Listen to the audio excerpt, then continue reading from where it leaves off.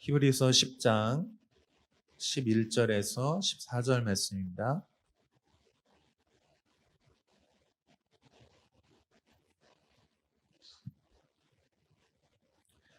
우리 함께 한 목소리로 읽도록 하겠습니다. 제사장마다 매일 서서 섬기며 자주 같은 제사를 드리되 이 제사는 언제나 죄를 없게 하지 못하거니와 오직 그리스도는 죄를 위하여 한 영원한 제사를 드리시고 하나님 우편에 앉으사 그 후에 자기 원수들을 자기 발등상이 되게 하실 때까지 기다리시나니 그가 거룩하게 된 자들을 한 번의 제사로 영원히 온전하게 하셨느니라. 아멘. 한 군데 말씀 더 읽도록 하겠습니다. 요한복음 1장 29절 말씀. 요한복음 1장 29절 말씀 같이 읽겠습니다. 이튿날 요한이 예수께서 자기에게 나아오심을 보고 이르되 보라 세상 죄를 지고 가는 하나님의 어린 양이로다. 아멘. 할렐루야. 네, 여러분 반갑습니다. 우리 옆에 계신 분들랑 같이 인사 나누고 시작했으면 좋겠습니다. 사랑하고 축복합니다. 참 잘 오셨습니다. 네, 우리 하나님을 기대하십시다. 네. 오늘 말씀의 제목은 한번 따라해 보시겠어요? 십자가는 우리 믿음의 중심입니다. 아멘. 예. 오늘부터 이제 한 4주간에 걸쳐서 사순절 메시지를 여러분과 함께 이제 나누려고 합니다.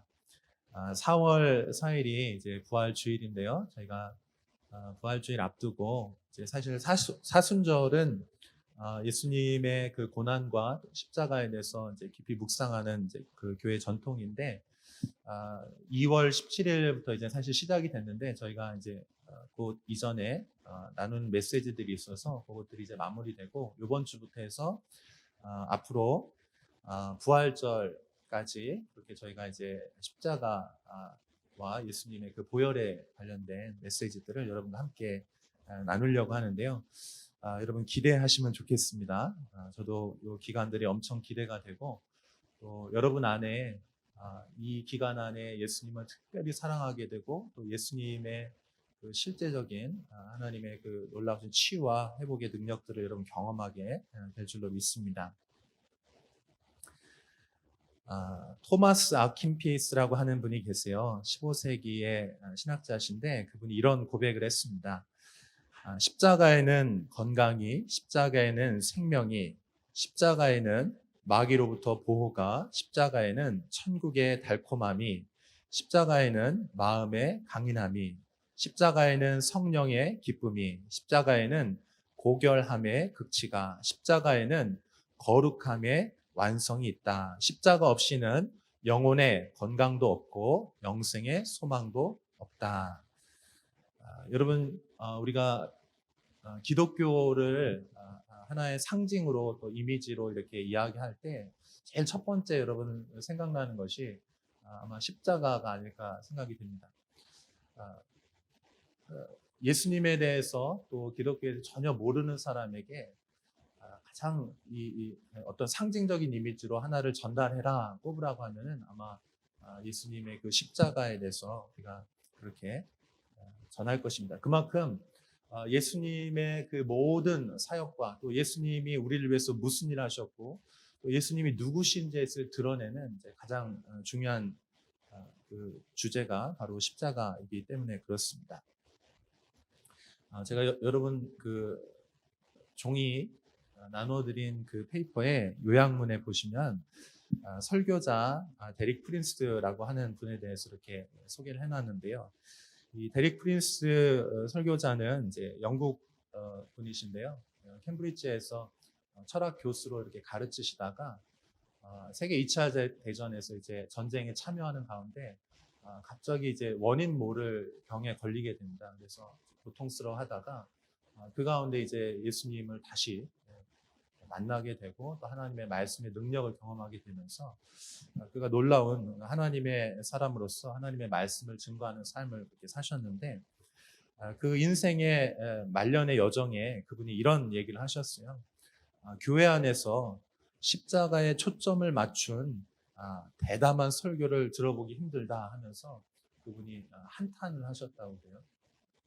왜냐하면 그분은 불신자였다가 이제 철학 교수로서 아주 똑똑한 분이세요. 그래서 여러 가지 철학이라든지 그 분야에서 아주 최고의 석학이었습니다. 그런데 그가 그 병환 중에 예수님을 만나고 나서 그 인생이 이제 변화되고 나서 그가 일평생에 가장 집중하고 그가 사랑하고 그가 전하기를 원했던 메시지가 있었는데 그것은 바로 예수님의 십자가와 보혈에 관련된 메시지였습니다.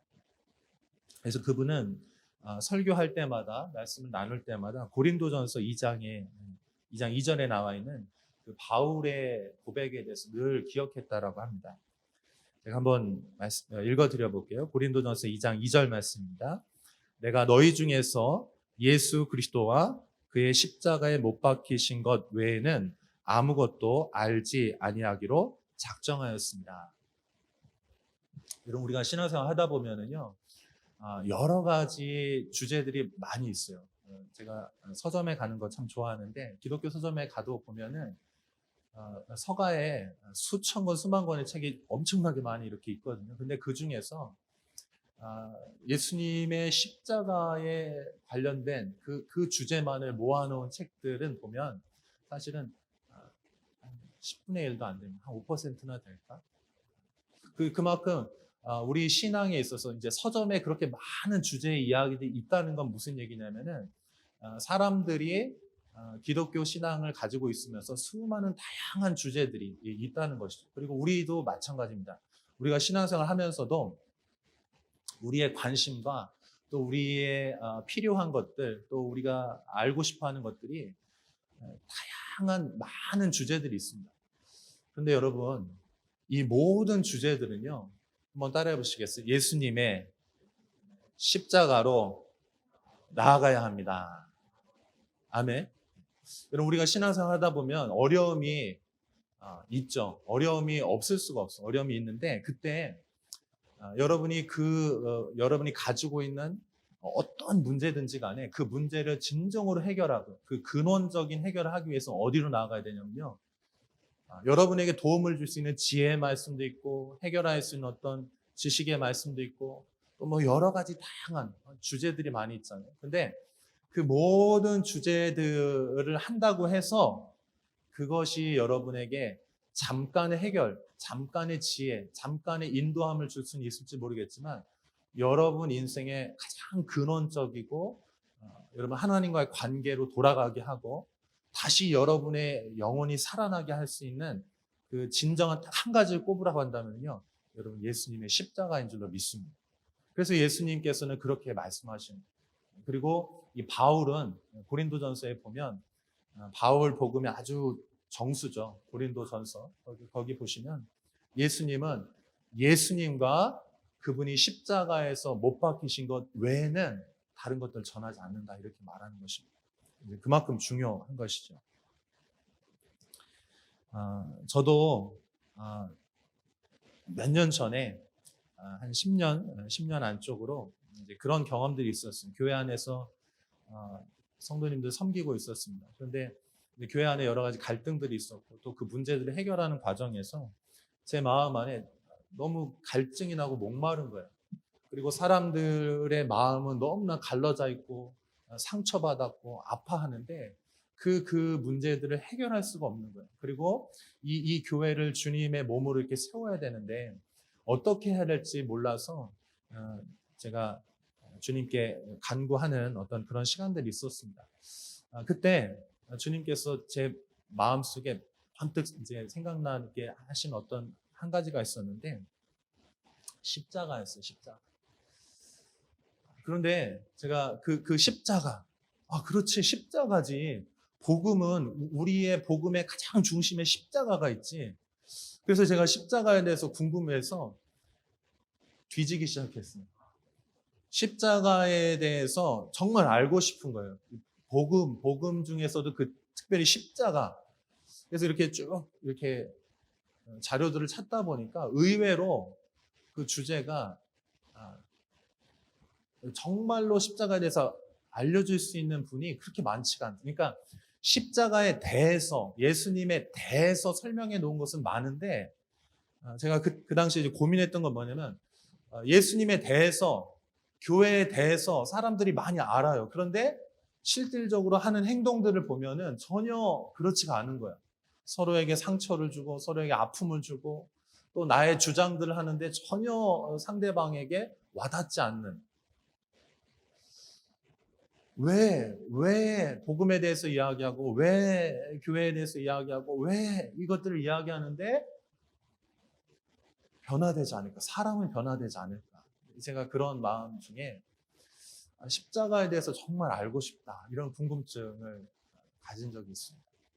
그리고 그때부터 그 십자가에 대한 관련들이 제게 아주 중요한 주제였고, 그것들에 대해 지금도 여전히 관심을 가지고 있고, 특별히 여러분과 함께 한 달 정도 기간, 이제 4월 4일이니까 한 달 조금 못 남았는데요. 이 4주간 기간 동안 저도 겸손하게 배우고, 여러분도 겸손하게 배우고, 할렐루야. 네, 교만하면 못 배워요. 겸손하게 배우기를 원합니다. 그래서 저도 함께 여러분과 함께 이 한 달, 특별히 한 달 기간 동안 십자가에 대해서 푹 빠져서 다른 것들, 다른 때도 마찬가지지만 특별히 이 기간에는 다른 것 다 제외하고요.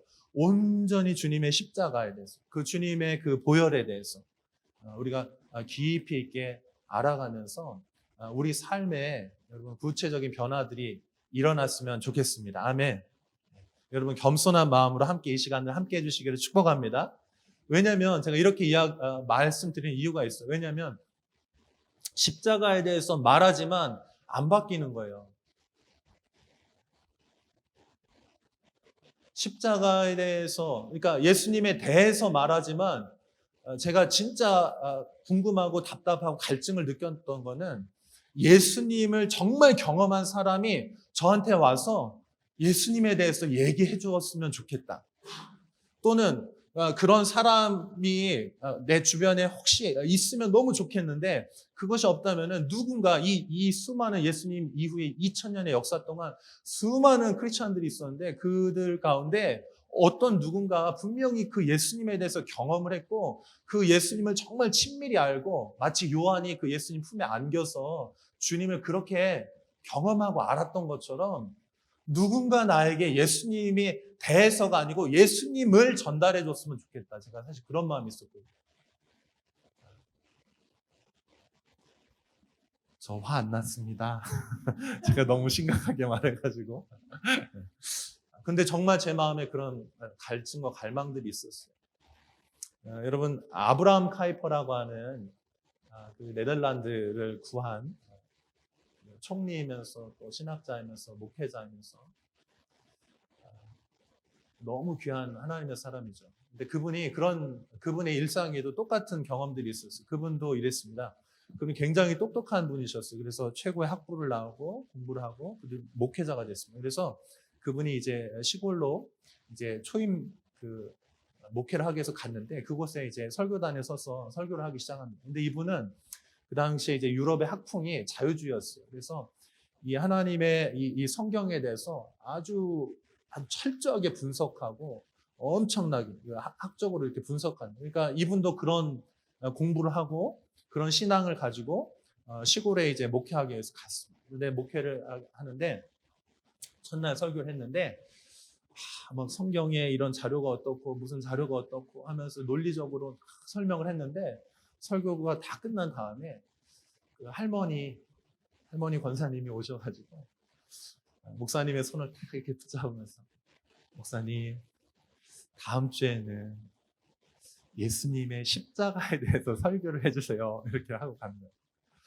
그래서 이 목사님이 처음에 그 얘기를 듣고 네, 했습니다. 그리고 다음 주에 다시 또 성경에 대해서 아주 깊이 있는 설교를 했어요. 네, 그 다음 주에 또 할머니 권사님이 오셔서 손을 딱 잡으시고 목사님 제게 십자가를 전해주세요. 근데 이제 계속 그렇게 하니까 이분이 부담이 됐어요. 그래서 신앙의 양심을 가지고 다시 주님 앞에 서서 자신이 전하고 있는 메시지를 다시 생각해 보게 되었어요. 성경에 대해서, 예수님에 대해서, 무엇에 대해서 설명을 많이 했어요. 아주 유창하게 설교를 했습니다. 그런데 그 설교 가운데 경험되어진 그 예수님, 그 예수님의 생명과 예수님이 정말 우리를 위해서 무슨 일을 하셨는지에 대해서 전달되지 않았던 거예요. 그래서 이분이 그때부터 자신의 신앙에 대해서 또 자신의 공부한 것들을 완전히 새롭게 다시 새로운 각도로 보기 시작했어요. 그리고 그분이 하나님의 말씀에 대해서 다시 연구하기 시작했고, 그분이 정말 주님을 뜨겁게 사랑하는 사람이 되었고, 그래서 우리가 잘 아는 것처럼 칼빈주의 그 3대 학자를 꼽으라면 그 중에 한 분이시고, 그 중에 사실 최고이십니다. 정말 이분이 그 할머니 권사님 시골에서 공부를 하신 분이 아니에요. 그러나 그분은 예수님을 사랑했고, 이 성경의 진짜 가장 중심 주제가 뭔지를 알고 있었는데, 그것은 바로 예수님과 그분의 십자가에 못 박히시면서. 할렐루야. 저도 그랬으면 좋겠어요. 제가 이렇게 사람들 만나보면, 신앙인들 많이 만나잖아요. 그러면 어떤 분들은 많이 알아요. 많이 뭘 해요. 그런데 감동이 없어요. 근데 어떤 분들은 많이 못 배웠어요. 심지어는 제가 아는 어떤 분은 이렇게 연세가 많이 드셨는데 기회가 없어서 한글을 못 배우셨어요. 그래서 한글을 잘 못 읽으세요. 그런데 그분은 한글을 어떻게 배웠냐면 예수님 만났어요. 성경을 너무 읽고 싶은 거예요. 예수님을 너무 사랑해. 그래서 그분의 말씀을 읽고 싶어요. 그래서 못 읽는데 그냥 읽기 시작했어요. 그래서 그분은 이렇게 소그룹이나 어떤 것들 할 때 돌아가면서 뭐 읽잖아요. 교독하잖아요. 그러면 그걸 제일 힘들어요. 누군가 앞에서 글을 읽는 거를 제일 부담스러워하고 힘들어하죠. 그런데 그분은 누구보다도 예수님을 사랑하고 예수님을 잘 알고 있고, 그분과 이야기하면요 눈물이 나요.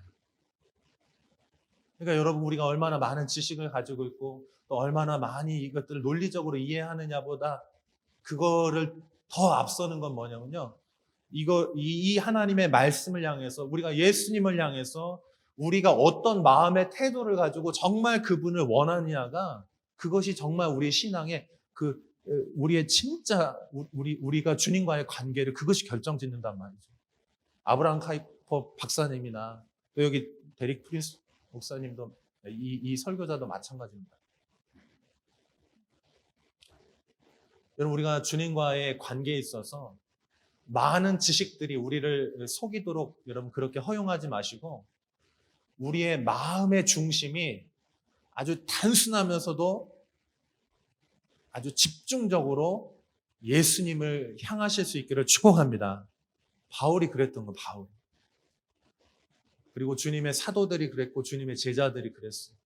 지금 우리는 완성된 성경을 가지고 66권의 정경을 가지고 있지만 그분들은요, 정경을 가지고 있지 않았어요. 단권을 가지고 있거나 찢겨진 파피루스를 가지고 있거나 양피지에 막 그런 것들을 가지고 있어요. 그러나 그것을 가지고도 자신의 목숨을 순교로 드릴 수 있을 만큼의 그런 신앙, 그 주님과의 관계가 그랬단 말이죠. 근데 우리는 66권의 성경을 가지고 있고 너무나 가지고 있고 핸드폰에도 가지고 있고 이걸 음성으로 들을 수도 있지만, 주님과의 관계를 보면 초대교회 성도들과 지금 우리 이 코로나 시대를 살고 있는 우리의 신앙을 비교한다면요, 비교할 수가 없죠. 저는 여러분, 우리 4주간 특별히 이 십자가와 예수님의 그 보혈과 그 복음에 대해서 특별히 집중적으로 이 시간 나누면서 여러분 정말 주님 앞에서 겸손함으로 주님을 알아가기를 힘쓰시는 이 시간들이 여러분 되시기를 축복합니다. 그래서 제가 주일날 이제 4번의 아주 중요한 주제들을 이제 다루게 될 것이고요. 그리고 이제 새벽 오전 7시에 저희가 이제 새벽 예배를 드리잖아요. 그래서 주중에 이제 새벽과 또 수요일, 금요일 이렇게 해서 이제 주일날 포함해서 주 8번의 메시지를 이제 4주 동안 그렇게 나누려고 해요. 근데 그 메시지 하나하나가 너무나 소중한 메시지고 귀중한 메시지. 근데 그 메시지를 제가 이제 어떤 분을 참고를 해서 그 책을 참고로 해서 이제 나누려고 하는데, 저도 그 책의 내용들을 공부하고 또 이제 그분들을 최대한 제가 소화하고, 그리고 그 말씀의 배경들, 하나님의 말씀이 어떤 배경에서 이런 말씀들이 연구하면서 저도 배울 거고요. 여러분도 함께 배웠으면 좋겠어요. 그분이 누구냐면 여기 오늘 제가 여러분에게 소개해드리는 설교자 데릭 프린스 목사님입니다. 이분의 글을 보면은요, 이분이 최고의 철학자거든요. 캠브리지에서 철학을 가르치는, 고전을 가르치는 학자였으니까 얼마나 대단하겠어요. 근데 이분의 글을 보면 글이 어떤 느낌이냐면 이렇게 뭐뭐에 대해서 이야기하는 것이 아니고요, 그분을 경험한 이야기를 나누는. 그래서 제가 이분의 글과 이분의 가르침들을 조금 나누어 그것들을 이제 참조해서 여러분과 이제 함께 나누려고 합니다. 특별히 이분이 그 속죄라고 하는 글을 이제 썼는데요. 영어로는 아톤먼트라고 합니다. Bought with blood. 그러니까 예수님의 피로 사진, 값을 지불되어주고 이렇게 사게 된 이제 이런 의미들을 가지고 있어요. 이분이 그 예수님을 만나게 된 계기가 있는데, 이제 불신자였습니다. 철학 교수였다. 그러다가 이제 전쟁에 참여하게 되는데, 거기서 이제 불치병 가운데 이분이 깊은 절망감과 우울함에 빠져 있었어요. 그런데 그때 어떤 구세군 목사님이신데, 여자 목사님이신데, 나이가 많이 드신 여자 목사님이 이제 중보기도 할 수 있는 2명의 사람들과 함께 이분을 소개를 받아서 방문을 하게 됐어요. 그래서 예수님의 복음에 대해서 이제 기도를 해주는데, 그때 하나님의 능력을 경험하게 돼요. 그래서 이분이 놀라운 하나님의 은혜를 경험하게 되고, 이제 거기서 이제 회심을 하게 되는데, 그 회심하는 과정 가운데 기도를 막 해주고 있었어요. 그러니까 이분은 이제 고전 학자니까 아주 영어 중에서도 고급 영어, 아주 고대 시대의 그런 영어들을 잘 알고 있었는데, 미국에서 온 어떤 자매님이 있었는데 이분을 위해서 기도하는데 갑자기 방언이 막 나오기 시작하면서 방언의 기도를 하는데, 아주 유창하게 이분이 학적으로 공부했던 그 옛날 고대 언어로 이분을 위해서 기도를 해주는 거예요. 그래서 이분도 깜짝 놀래고, 이분이 이제 그렇게 이제 기도를 해주게 됐어요. 그런 과정에 이분이 기도를 하는 반복적으로 어떤 문장이 이제 고백이 되어졌는데, 그 문장이 뭐였냐면 이런 거였습니다. 한번 따라해 보시겠어요? 갈보리의 역사를 생각하라. 갈보리의 역사를 생각하라. 완전한 역사, 모든 것을 완전하게 하시는 그 역사를 기억하라. 그 문장이 계속해서 반복적으로 방언을 하는데, 그렇게 언어로 했는데 이분은 이제 알아듣는 거죠. 그 언어로. 그럼 제가 지난 주간에 특별히 이제 저희가 요즘에 십자가와 그 예수님의 보혈에 대해서 이렇게 설교를 하고 좀 나누는 가운데, 제가 기도하는데 제 마음에도 이와 유사한 경험이 제 안에 있게 됐어요. 그래가지고 제가 이 글들을 읽으면서 신기하네, 제가 이렇게 마음속에 생각하게 되는데, 제가 이제 기도하는데 그런 마음이 드는 거예요. 예수님의 보혈에 대해서 이제 말씀을 나누고 기도하는데, 예수님의 그 보혈이, 한번 따라해 보시겠어요? 완전하다, 완전하다, 완전하고 다 이루었다는 거예요. 부족함이 없다는 거예요. 다른 것을 안 섞어도 된다는 거예요. 첨가를 안 해도 된다는 거예요. 왜냐하면 그것 자체로 이미 주님이 십자가 안에서 완전하게 다 이루셨기 때문에 그것을 주장하고 그것을 믿으라는 것이었어요. 할렐루야. 네. 여러분, 속죄라고 하는 단어에 대해서 조금 설명을 드리려고 하는데요. 값을 치르고 죄나 속박에서 해방된다, 돈을 주고 노예를 속량하는 관행에서 비롯된 그런 표현이라고 할 수 있겠습니다. 그러니까 우리가 하나님을 떠나서 우리가 범죄했을 때 우리의 상태가 어떤 상태였냐면, 우린 스스로 하나님으로부터 자유하려고, 내가 스스로 주인 되려고 주님을 떠났지만, 그 떠나자 어떤 일이 찾아왔습니까? 우리 스스로가 자유해진 게 아니고요, 사탄의 노예가 돼버렸어요. 세상의 노예가 돼버렸어요. 이 세상의 욕망의 노예가 돼버렸습니다. 그래서 우리가 그 노예가 된 상태였는데 주님께서 우리를 다시 이 값을 지불하시고 우리를 해방해서 자유케 풀어주시고 하나님의 자녀가 되게 하셨습니다. 그 일들을 위해서 구약 시대에는 그것들의 그림자로서 무슨 일을 했냐면 희생 제사를 드렸죠. 그래서 동물을 잡아서 피를 흘리고 그 피를 흘리는 것을 통해 속죄를 했습니다. 그런데 여러분 신약 시대에 넘어오면 더 이상 동물의 피가 필요 없어요. 여러분 우리가 교회에 오면 매년 매 주일마다 양을 잡아가지고 피를 흘리고 이렇게 안 하지 않습니까? 왜 그것이 성경에 기록되어 있지만 지금은 하지 않는 것입니까? 그것은 바로 한번 따라해 보시겠어요? 갈보리에서 흘리신 보혈이 모든 것을 완성했습니다. 아멘 할렐루야. 여러분 예수님의 보혈이 우리의 죄를 속죄한 줄로 믿습니다. 여러분 성경이 이 죄에 대해서 말하죠. 우리 인간의 가장 큰 문제는 무엇입니까? 죄예요. 그런데 여러분 그 죄 문제를 해결하는 유일한 해결책은 무엇입니까? 그리스도의 십자가 외에는 해결책이 없는 줄로 믿습니다. 그래서 여러분 문제가 생겼다면 다른 것으로 그 문제를 풀려고 하지 말고, 여러분 지혜가 필요하다면 다른 지혜를 첨가하지 말고 여러분 주님께 나아가서 주님의 그 십자가 앞에서 그 주님을 만나실 수 있기를 바랍니다. 우리 말씀 한번 좀 봤으면 좋겠는데 히브리서 9장 26절 말씀 같이 읽어보겠습니다. 시작. 그리하면 그가 세상을 창조한 때부터 자주 고난을 받았어야 할 것이로되 이제 자기를 단번에 제물로 드려 죄를 없이 하시려고 세상 끝에 나타나셨느니라. 아멘. 그러니까 이전에는 이 속죄라고 하는 것이 어떤 뜻이냐면 키프르라고 하는 히브리어 단어에서 나왔는데요. 속죄라고 하는 것은 뭐냐면 덮는 거예요. 그러니까 여러분 내가 부끄러운 모습이 있어요. 그럼 어떻게 합니까? 덮는 거예요. 보이지 않게 덮는 겁니다. 그럼 안 보이죠. 그것이 속죄의 1차적인 뜻이에요. 근데 예수님께서는 이 1차적인 덮는 거를 넘어서서 어떻게 하셨냐? 한번 따라해 보시겠어요? 죄를 소멸하셨습니다. 다시 한번 죄를 씻어내셨습니다. 아멘. 그러니까 예전에 동물의 피는 어떤 거였냐면은 죄를 분명히 졌어. 문제를 일으켰어. 근데 그거를 없는 것처럼 덮어주는 거예요. 없는 것으로 그냥 여겨주는 것입니다. 근데 예수님의 보혈은 그것을 넘어서서 덮는 것뿐만 아니고 그 이상의 능력이 있는데 그건 뭐냐면은 이 사람을 씻겨주는 거예요. 이 사람의 그 죄의 문제를 소멸시키는 것입니다. 아멘. 여러분, 우리는 예수님의 보혈 안에서 우리는 용서받은 줄로 믿습니다.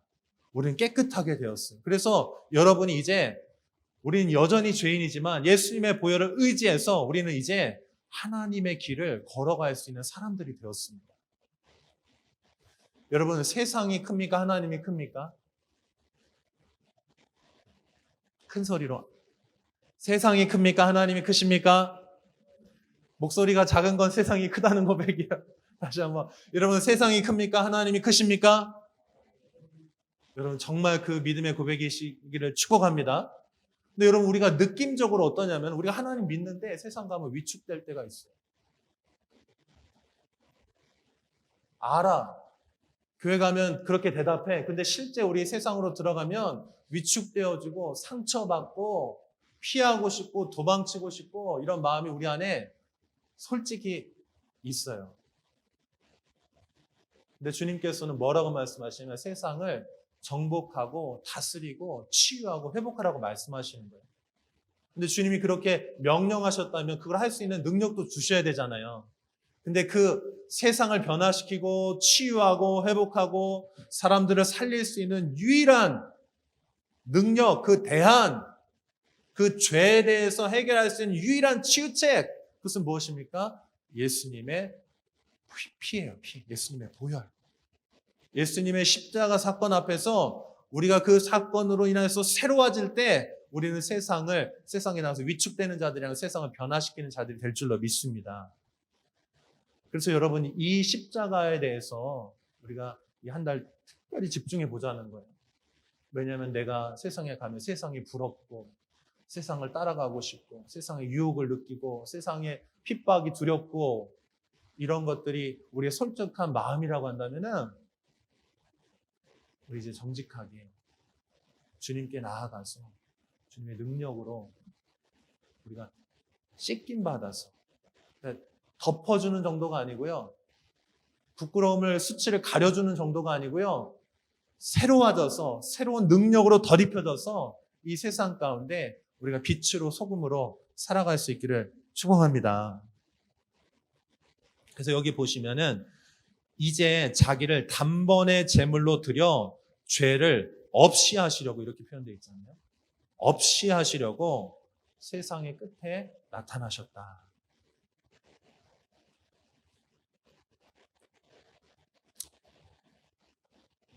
우리 로마서 1장 28절 말씀 같이 한번 읽어보겠습니다. 같이 읽어요. 시작. 또한 그들이 마음에 하나님 두기를 싫어하매 하나님께서 그들을 그 상실한 마음대로 내버려 두사 합당하지 못한 일을 하게 하셨으니. 여러분, 죄가 무엇입니까? 하나님을 그 마음에 두기를 싫어하는 게 죄예요. 그러면 어떻게 되냐? 그 마음이요. 하나님을 빼버리잖아요. 그러면 그 마음이요. 상실한 마음이에요. 공허해져요. 그래서 그 마음에 온통 세상의 것으로 채웁니다. 그러면 그 죄의 열매와 결과들이 파생되기 시작해요. 그리고 결과는 죽음이죠. 그리고 하나님께서 우리를 향하신 계획은 무엇입니까? 로마서 3장 23절 같이 읽어요. 모든 사람이 죄를 범하였음에 하나님의 영광 이르지 못하더니. 하나님의 원래 계획은 뭐냐면 하나님의 영광 가운데 하나님과의 관계 가운데 기쁨으로 살아가는 것이 하나님의 계획이에요.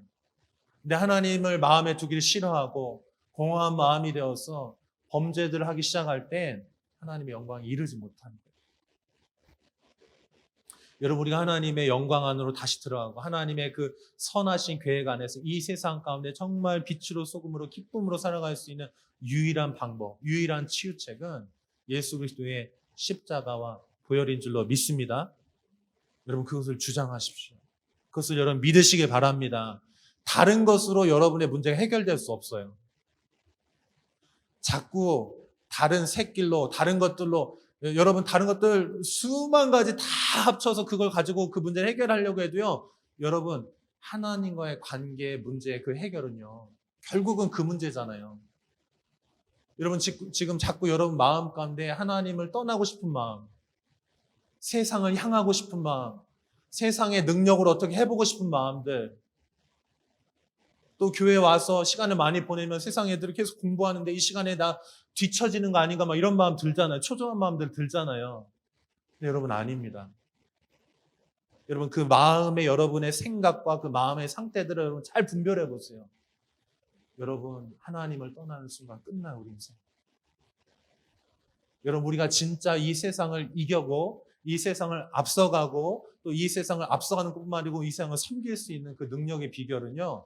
하나님과의 관계 안에 있습니다. 근데 그 하나님과의 그 생명의 관계, 하나님이 주시는 지혜, 하나님이 주시는 능력, 하나님이 주시는 돌파하는 그 권세들, 그것은 어디로부터 오는 것입니까? 우리가 어떻게 하나님께 나아갈 수 있습니까? 그는 예수님의 십자가 외에는 방법이 없는 것입니다. 여러분, 주님의 십자가를 소중히 여기시기를 축복합니다. 다른 것들, 주변부에 있는 거 다 정리하고 버려. 저는 오늘 기독교 신앙의 가장 중심, 이거 외에는 없어요, 여러분. 이거 외에 다른 것으로 신앙 안으로 들어오려고 하면 그건 강도고 도적이에요. 아니요, 그건 아니에요. 우리 안에 진짜, 제가 아까 말씀드렸잖아요. 수많은 지식들, 신학 대학에서 수많은 신학 서적들, 수많은 것들이 우리의 영혼을 살리지 못한다고요. 할머니, 그 시골에 있는 할머니 권사님이 진짜 예수님을 알고 있고 그 예수님의 생명을 가지고 있고 그러니까 그 맛을 아는 거예요, 여러분. 여러분 그 맛을 알고 계십니까?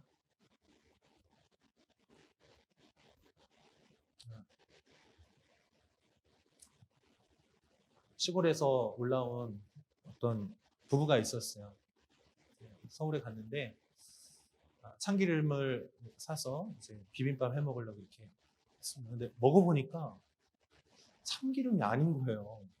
이거 내가 직접 농사져서 했던 그 맛이 아닌 거야. 그래가지고 이상하다. 그래서 보니까 이 섞은 거예요. 그래서 이 사람이 어떻게 생각했냐면 내가 시골에서 먹던 그 진짜 참기름 맛을 이 사람들한테 알려줘야 돼. 그래가지고 내가 손해를 보더라도 진짜 정직하게 참기름을 이렇게 짜가지고 이 사람한테 먹여주겠다 해가지고 그 사람이 참기름집을 차렸어요. 여러분, 이분이 장사가 잘 될게요, 안 될게요? 네, 우리의 해피엔딩 스토리는 그래서 사람들이 진짜 참기름을 보면서 그래서 이렇게 섬기니까 잘 됐다. 우리 이걸 기대하는데, 근데요, 사람들에게 진짜 참기름을 만들어서 섞지 않고 정말 줬는데요, 이 사람 망했어요. 왜냐면 사람들이 그동안 가짜 참기름에 너무 익숙해진 거예요. 진짜 참기름을 먹었는데 이것이 가짜라고 생각하고 사지 않기 시작합니다. 여러분, 지금 우리의 신앙도, 우리 교회도 마찬가지예요. 우리 크리스찬들이 우리 안에 너무나 많은 주제들이 있어요. 나를 성공하게 하는 복음, 나를 위로해 주는 복음, 나에게 지혜를 주는 복음. 그래서 1단계, 2단계, 3단계, 1단계. 그러나 여러분, 그것이 지혜가 아닙니다. 하나님의 지혜는, 하나님의 능력은, 하나님의 사람을 살리고 세상을 변화시키는 하나님의 유일하신 방법은 예수 그리스도의 십자가인 줄로 믿으시길 바랍니다. 그래서 우리가 그 주님과의 그 십자가의 관계를 통해서 새롭게 주님과의 관계를 정립하고 여러분 그 진짜 능력으로 살아가신 여러분 되시기를 축복합니다. 자, 한번 따라해 보시겠어요? 십자가를 우리 믿음의 중심으로 되돌려 놓아야 합니다. 동의하십니까? 자, 우리 출애굽기 20장 24절 25절 말씀 같이 읽어봐요. 시작. 내게 토단을 쌓고 그 위에 내 양과 소로 내 번제와 화목제를 드리라. 내가 내 이름을 기념하게 하는 모든 곳에서 내게 임하여 복을 주리라. 내가 내게 돌로 제단을 쌓거든 다듬은 돌로 쌓지 말라. 내가 정으로 그것을 쪼면 부정하게 함이니라. 출애굽기에서 이제 제단, 예배, 또 우리가 속죄 받는 그런 곳이죠. 그런데 그래서 설명하면서 뭐라고 말씀하시냐면은 이 제단에 돌을 쌓는데 그 돌을 쌓을 때 이 세상의 종교들은 어떻게 합니까? 그걸 잘 다듬어요. 이렇게 잘 다듬어가고 멋지게 이렇게 줄을 맞춰서 이렇게 쌓는 거예요. 근데 주님, 여호와를 위한 단을 쌓을 때 너희들이 거기에다가 멋지게 치장을 해가지고 멋지게 잘라가지고 그거를 각도를 재가지고 그렇게 세우지 말라는 거예요.